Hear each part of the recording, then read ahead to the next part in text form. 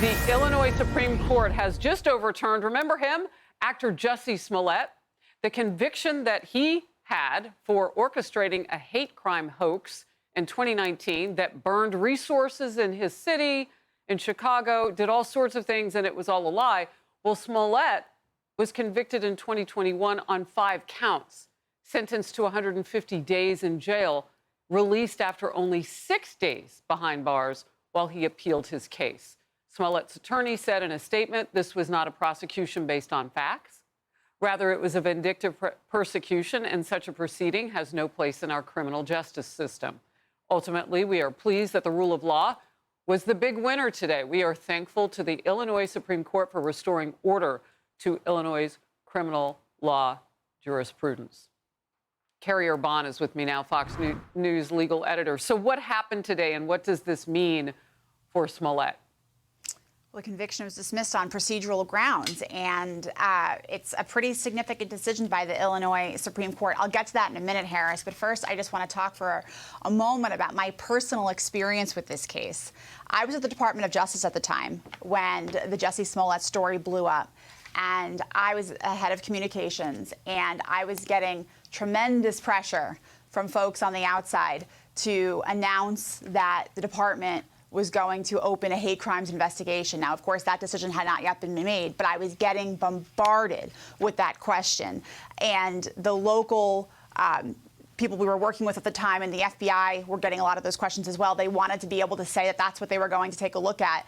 But for whatever reason, I had a bad feeling about the facts as I was watching them like everybody else on air. And I thought, you know what? Let's take a step back.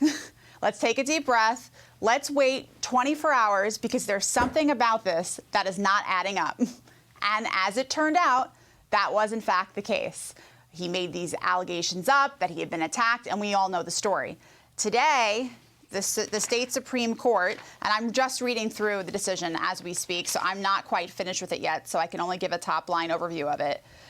They were considering whether a dismissal of the case by a null pros allows the state to bring a second prosecution. What does that mean?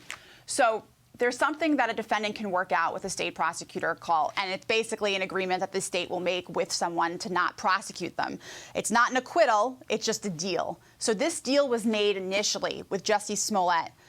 The state came back in various ways and effectively prosecuted him again. And so the question before this court was, is that fair? Is that a violation of due process? Because he held up his end of the bargain. This was the agreement we made with him. And today the Illinois Supreme Court said, this isn't going to work. It's a violation of his due process, and we therefore reverse his conviction overall. So it's a pretty big deal. Yeah. So, Kerri, just real quickly, does this mean that we are then to believe that he was lying and he gets away with it, and all those burned taxpayer dollars and both on the case and those people who were looking for, you know, what he said were the 2 people who went after him, and hate crime was tossed around? Did they go after him because he was black? Well, the alleged perpetrators were black, and none of what he said was true. So does he just get away with it, or does this conviction mean what he said was true? I mean, does the court now, does that judge now believe that this man was attacked in some sort of hate crime by black men? I think this case, again, is really about the deal that was worked out on the front end. And they're saying that you can't make a deal and say you're not going to prosecute someone and then turn around and prosecute them. And that's the heart of this decision. And because of that, the conviction has been overturned.